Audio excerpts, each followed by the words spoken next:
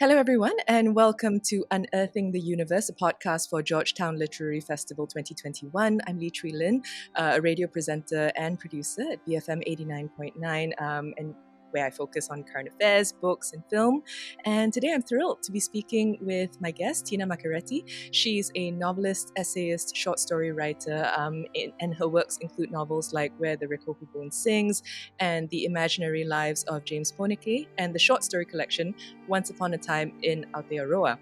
She's also a senior lecturer at the Victoria University of Wellington. Tina, thanks so much for being with us. Kia ora. Thank you very much for having me.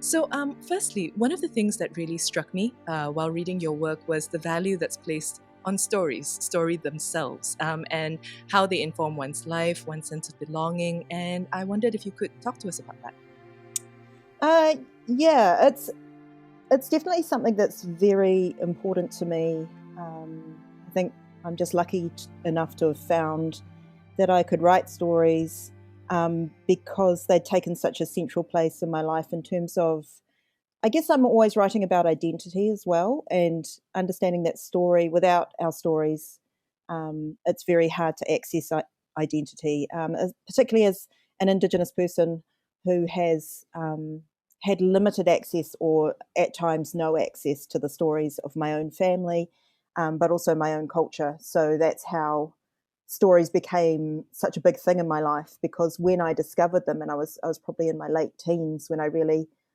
started rediscovering my culture through studying at university, but also mainly through those cultural stories. And then kind of went through another kind of flourishing in my, I guess, early 30s when I actually started writing. So there was a kind of educational thing that was happening, but actually writing and realizing, I guess, the stories that are passed down to us are important, but also having not so much control, but creative, I want to think of a better word than control, creative strength and creative, what we would call, I guess, rangatiratanga, which is power over our own stories, and being able to create them afresh, not just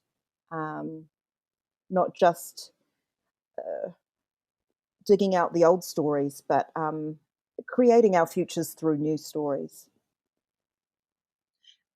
You've also written and spoken about the push and pull of your mixed heritage and how that affects your sense of place. And I wanted to get into how this informs your writing. Yeah, I mean, that's part of the same thing. I think, it's really interesting talking to you in Malaysia, and thinking about, I'm wondering what it's like there. But here, so I was brought up by my Pākehā, or a white European New Zealander father, away from my Māori heritage. And that had a huge impact, like I was saying, on actually how I understood myself as a person. But even though my example is quite extreme, I find that even though in New Zealand, mixed heritage, people of Māori and Pākehā descent are very common. In fact, in my daughter's generation, probably that's pretty much the norm. But we still have a lot of difficulty in understanding ourselves as more than just one thing. And I love that about stories, that they're always about the complexity of a person. They're always about the multiplicity of who we are, and that we have many layers, which seems kind of obvious when you say it, but actually we tend to walk around with this idea that we're going to be one thing. And I've never been one thing. Even on my Māori side, I have several different identities, several different tribes. On my Pākehā side, I think white immigrant or settler people are quite good at losing their stories in the process of settling in a new place. So there's multiple identities there too, and I find it a really kind of inspirational place in terms of there's a lot of stories there. A lot of young writers that I work with are still asking the same questions I was asking when I was their age, and so I don't know if we've got any further. There's a lot to write about in that space of actually what does it mean to be from several different places.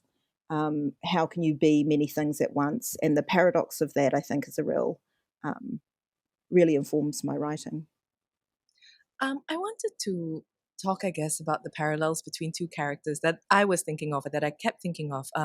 The bird woman in the short story Black Milk, and James Poneke, who is a young Maori boy brought to London as a living exhibit. And there were a number of things I wanted to kind of draw out, but one of them is a sense of journeying and returning, or of longing to return.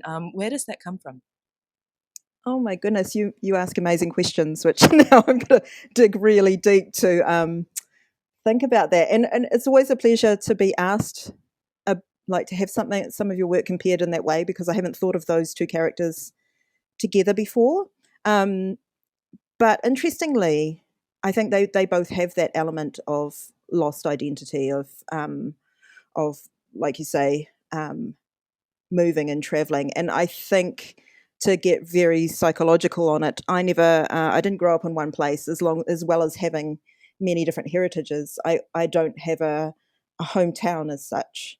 And I think this is also why I identify with immigrant writers and immigrant kind of worldviews, as well as, even though I'm Indigenous to Aotearoa and I can name a lot of home places here, um, that idea of never quite being home, or never quite settling in one place, and having to go away to find out find out, actually, well, not so much find out about yourself, but New Zealanders habitually do that. We go overseas and then we figure out, oh, actually, these are the things that are important to me as a New Zealander.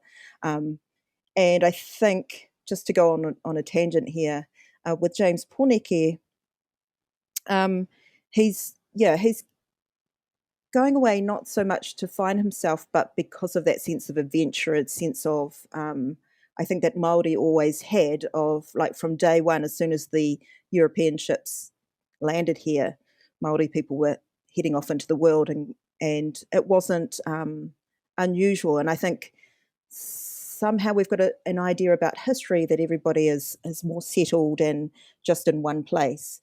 In fact, my ancestors also migrated within New Zealand. A number of my tribes migrated, and that's in the Imaginary Lives of James Poneke as well, that migration. And so I'd always kind of, as I say, as a kind of fairly lost young person, grown up with this idea that Maori people came from one place, were one kind of thing, and I thought, I don't fit that. And as the more of the stories I found, I actually realised that actually Maori were highly mobile, that the history is not as solidified and stable as we like to think, that culture is not solidified and stable, and that movement, and that discovery has been kind of constant. And so this wasn't so unusual.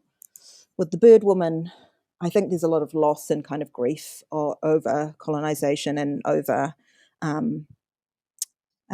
it was inspired by some pictures from that were taken in a museum of some birds that were extinct, had become extinct through colonization. And so I don't know how to break that story down, but I feel like that was imbued in the story, that sense of loss and grief that colonization creates in our lives, and then we go out into the world trying to find a way to still exist.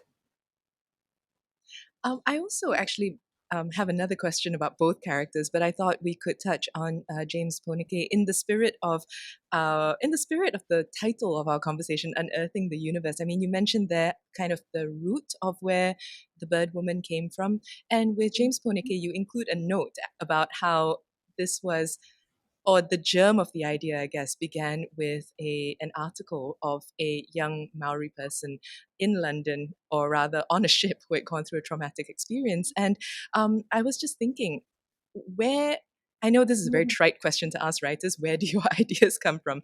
But in the spirit of our conversation, do you think of your work as unearthing narratives, and where do you look for those stories?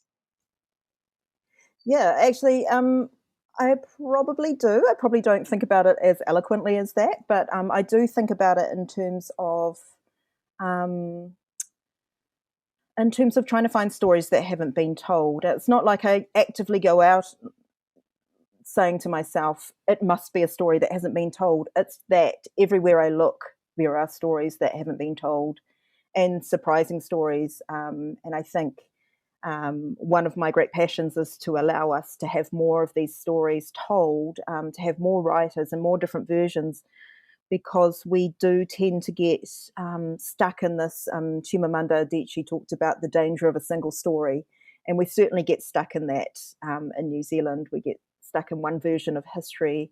And so my project has always been to, like you say, unearth the stories that haven't been told from our perspective, or that haven't been told at all. And one of the stories that I just found extraordinary, that I'd never heard, I'd done a degree in social anthropology, I'd done a degree in Māori studies, and I'd done a master's in creative writing before I learnt that people were exhibited to the extent that they were in, particularly in the UK and Europe and America. And so that was where James Porneke came from. And then I found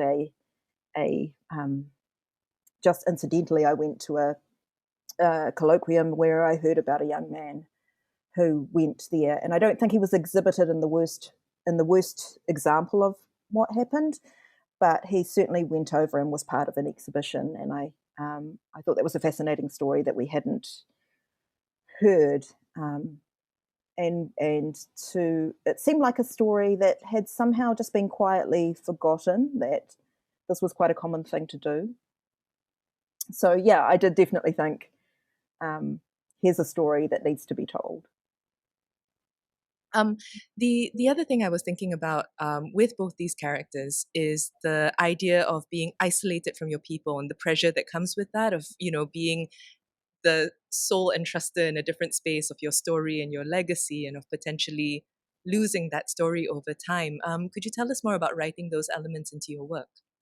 Yeah, I mean, uh, it probably definitely just comes from my own life and feeling that way a lot. But I think it's not an uncommon feeling to have in terms of being culturally isolated when we live in a dominant structure or a dominant society where that kind of constructs us in a certain way, so that we kind of spend most of our lives. I still spend most of my life in cities and institutions where your culture is not the most prominent thing, and that you have to work quite hard to maintain contact with your culture. And I guess I'm speaking as an urban Indigenous person.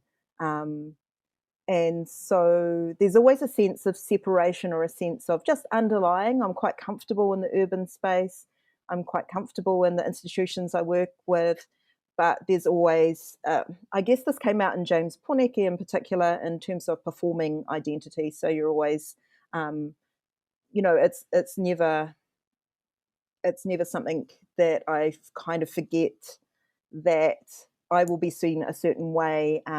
In fact, when I first started writing, I thought, I don't want to be seen as a Māori writer, and I kind of quickly gave that up, because I thought, well, there's no way to not be seen as Māori, and what people assume or stereotype that means.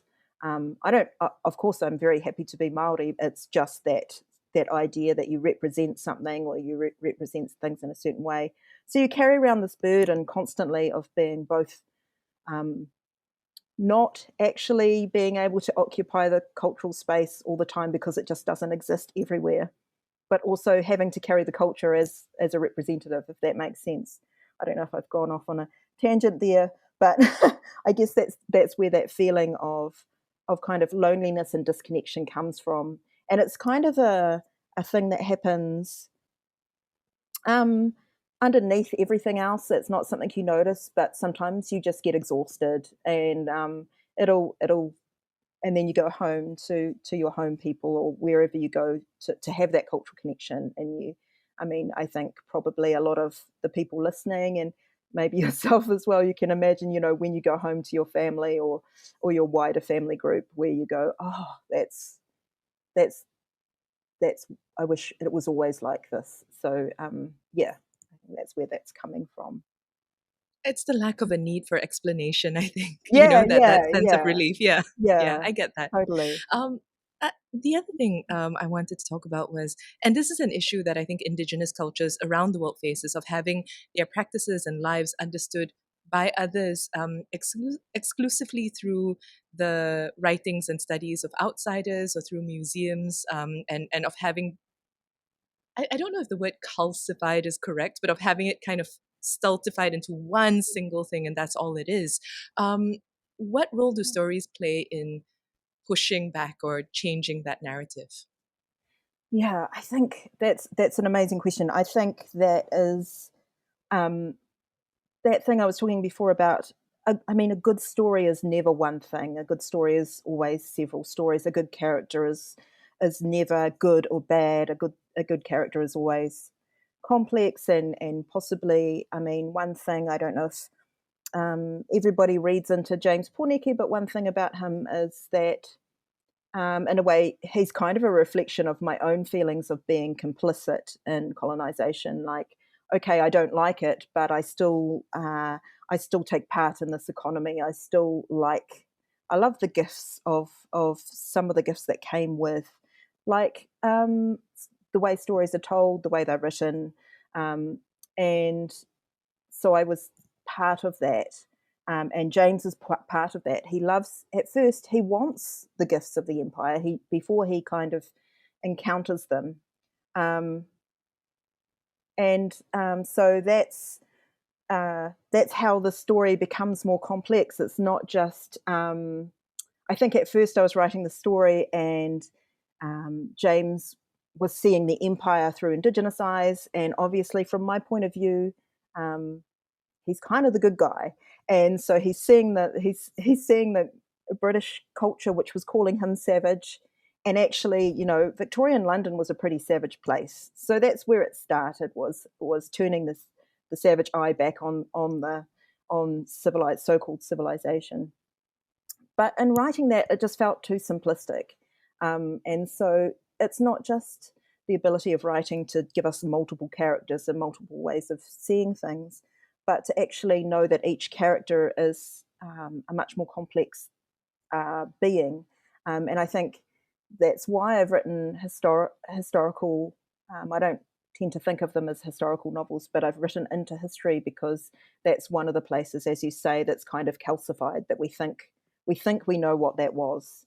And I think it was much more complex than that, and people had much more complicated needs and desires than we give them credit for, which I think is a reason why the queer elements of the story came into the story as well, was that I kind of thought, the people that exist now also existed 100 years ago or 200 years ago, and they were somewhere. So I was quite interested in how not just Indigenous people, but all kinds of people who don't fit in manage to make a life in a place like London. I love asking writers of historical fiction this. Basically, when you're writing it, what work do you do to nail it, to nail the details of the time and the Oh, place, but also of how, I guess, how characters in that time and place might approach their lives?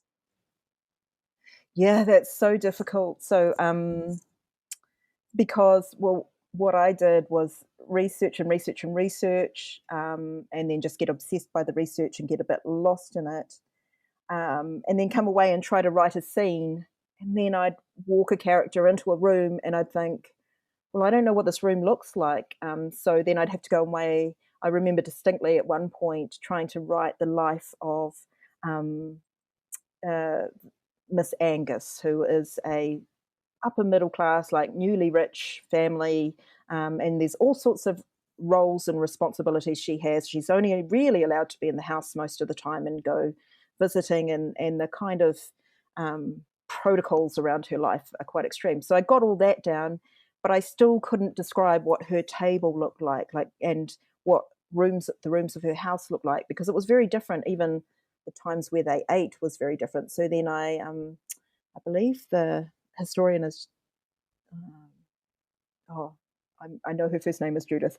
Um, but there's this amazing historian who I read, and I probably acknowledged in the back of the book, who had all the domestic details of a life. And so I'd read all of that, and I'd use, 0.0001% of actually what I found out about But I was so happy to be able to know what kind of food they had on their table.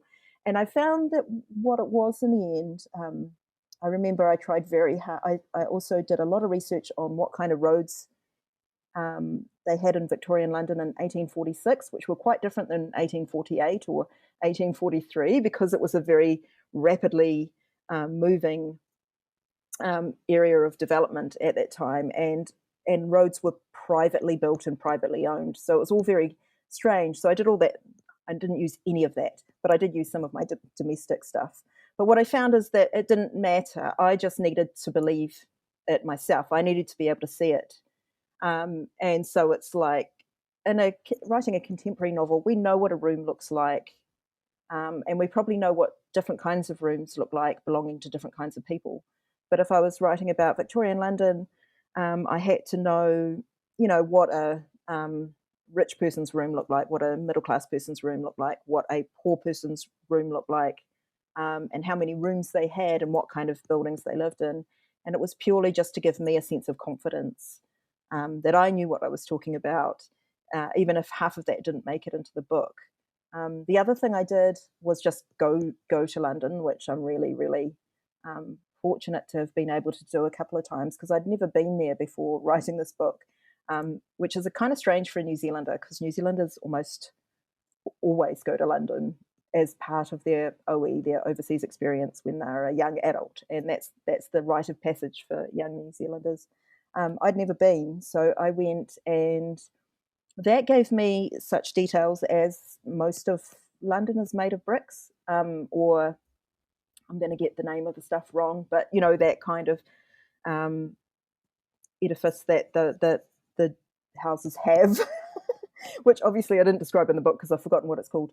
But seeing just so much of a place still carries that history in its very walls, how long the streets are. I would walk from one end of London to the other in a matter of a couple of hours. So I knew that my characters could do that. It's funny. It's a huge, grand, exciting city, but you can actually get around the main part of it that used to be there, I guess, 150 to 100 years ago, and you can spend a day just walking those streets, which was the main way of getting around, or getting on a boat. And again, now you're going to get all my boring research, because carriages were too expensive. So I had to figure out actually how would they get from the good side of town to the bad side of town, and stuff like that. You just totally nerd out on what stuff like that. I'm glad you brought up Miss Angus, because while we've been speaking, I've been trying to think about formulating a question really about the relationship that always exists between at this point, the descendants of people who have been colonized and people who have done the colonizing. And I think with James Poneke, a lot of that discomfort is it's very subtle and specific. And I think people will recognize, all the times that they've been spoken to a certain way, or they've had interactions that made them uncomfortable. I think, you would recognize those kinds of what I guess we'd call now microaggressions. And I'm curious how people who are on the other side of things, who have done the colonizing, who are the descendants of people who have done the colonizing, how they read that, and whether you've had conversations with people about that. I was just trying to think who a friend said to me something about just kind of the disgusting politeness of the racism, and I can't remember whether that was like a settler descendant of one of those people, or a Māori friend or a family. I can't remember who said it, but that's the thing that strikes me as the I don't think this is answering your question, but it's the thing that strikes me as the like you say, it's called microaggressions now, but as I was writing it, I was also putting myself in Miss Angus's position, where she doesn't know, they don't know anything else. They don't know any other way of relating to the world. And so it was fairly, and I mean, I'm descendant of those people as well. And so I don't know if compassion is the word, but I'm didn't find it too hard to put myself in those shoes, where your world I mean, their world wasn't very big. And for someone like Miss Angus, her world was the smallest, even though she was in a privileged position. She couldn't go out she couldn't leave her home. There was no public toilets for women. So, I mean, even finding out about that was quite hard to find out about. And you please feel free to redirect me if I'm straying from the question. But No, I don't think you are. I mean, I think that's exactly it. This idea, I guess I'm wondering whether there are people who read that politeness and still don't see the discomfort lying underneath it. I guess, is what I'm getting at.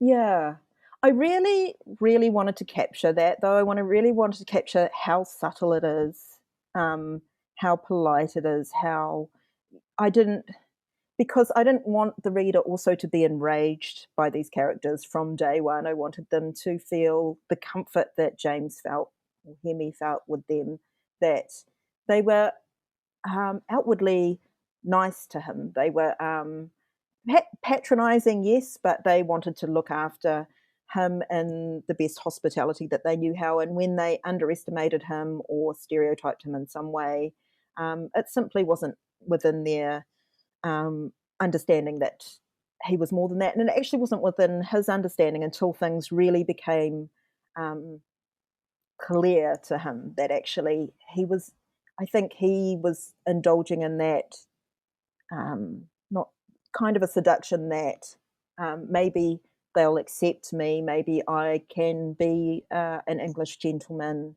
And they were kind of like, yeah, you can dress up like us, but in the end, he finds out you're never going to be one of us, and nothing he could do would change that. And then I think he also realized that he wouldn't want that anyway, because it's not what he thought it was. It's not. It's kind of um, it's a bit of a ruse. It's a bit of a false. There's the false promise of the empire that everything is getting better, that progress takes us to a better place or a higher place. And as an Indigenous person, you're always kind of going, but it was pretty good before we had this. And I don't know if we're going to a better place here, but I remember as a young person that was the narrative, that's what we were fed, that capitalism and the way we live now, the way we've been uh, governed, and the riches of the empire, so to speak. We don't call it the empire anymore, but that's what it is, are going to make our lives better. And now we're paying really clearly the price for that. So I think that's where the idea that he would be talking to his descendants as he's writing this story and kind of going, oh, well, it's better over there, isn't it? You guys must be better off now because they promised us that this whole thing is going to make the world better. You often use Maori words, both in description and in dialogue, without translation in the text itself. There are no brackets. There's no pause after that for someone to say, "Oh, I mean the marketplace," or something like that. Why did you decide to approach it this way? Oh well, I guess in New Zealand it's pretty common. Like, most New Zealanders know some Maori words, and a lot of New Zealanders know a lot of Maori words. Not to fluency, but I think there's a handful of things we can all take for granted. Actually, with this one, I tried quite hard to make it legible to people outside of New Zealand because I wanted it to be a conversation with the UK at least, but fantastic if other people in the world are reading it. I wanted it to be, kind of a universally accessible story. With previous books, I haven't tried hard at all to make it legible to people. I've just kind of gone, this is what it is in New Zealand. And it's not about keeping readers out who don't speak Māori, but personally, I really enjoy books where Chinese is used, or different Indian languages or different Chinese languages, or I just really love world literature, and often find that if you're from a different culture, you just have to use those words because there's no English word for them. So I try to make it context, give meaning, but I'm also I guess sometimes as writers we write for people like us. So I write for a reader who enjoys that, who doesn't have a problem with not knowing certain things, and you can always go away and look them up. But in my own reading, I often read books where I don't understand the meaning of a word, but I get a sense of the culture or the sounds of that world from that word. Yeah, so I guess there's a pleasure in that for me, and I also really embrace not knowing that culturally. I think I used it in Where the Rekohu Bone Sings, particularly because there was another culture there, which is Moriori, the people of the Chatham Islands, and their language is almost dead. I shouldn't have said it that way. Their language was almost dead, but they're reviving it now because the people and the culture had been brought to the edge of extinction. And so what words are left, what pieces of language are left, I do want the reader in that instance to look at that and go, well, I don't know what that means, and to feel that sense of loss in some way, probably from the other side, that, that, yeah, you don't know what it means, but maybe we won't see it again, or we won't know what it means. Maybe there's no way to know what that means now because the language has been lost.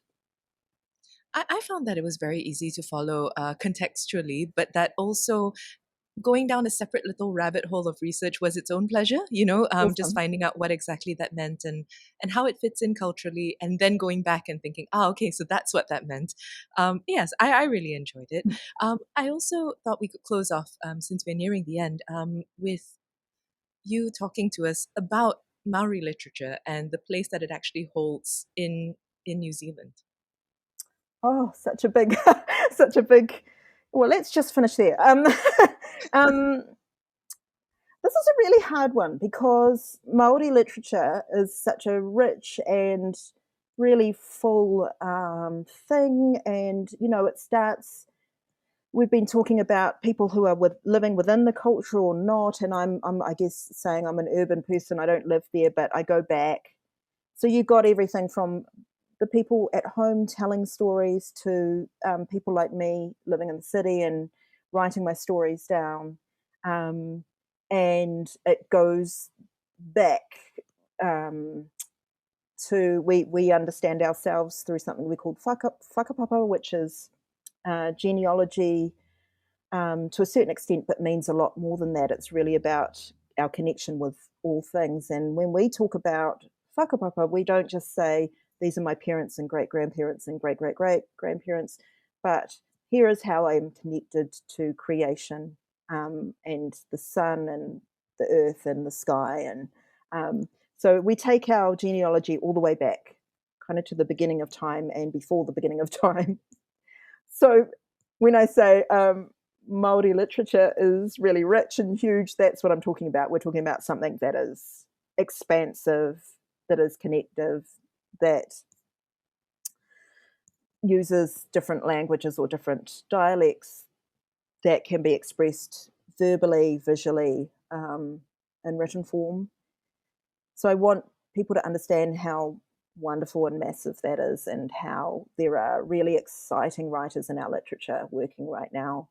But then on the other hand, I'm also very torn because I think there should be more of us writing, telling stories. And I think that our education system and to a certain extent our publishing system, but I think it goes deeper than publishing, have not made it possible, or have not, I would say education much more than publishing, but have made it difficult for those writers to come through. And because my form is the written form, and particularly fiction, I feel I miss having more people in our field. I miss having more fiction writers. So I can't say one without the other. Those two things sit beside each other. And sometimes people say, oh, well, maybe fiction isn't our form, but I think we are incredible storytellers no matter what form we take. And so I think there's lots of people who want to write in it. That's very hard to become a writer in our country, as it is anywhere. But those barriers that stand in front of Māori people and Indigenous people in general, in terms of having access to certain forms, I think it's something that we have to pay attention to. So kind of happy, amazing, but also sad, and we need to do something about it. Tina, thank you so much for speaking with us today. Thank you. Thank you for having me. That was Tina Makereti, writer and senior lecturer at the Victoria University of Wellington. Her latest novel is The Imaginary Lives of James Poneke. We spent a fair amount of time talking about that. She's currently completing a collection of personal essays, This Compulsion in Us. And you've been listening to Unearthing the Universe, a podcast for the Georgetown Literary Festival 2021.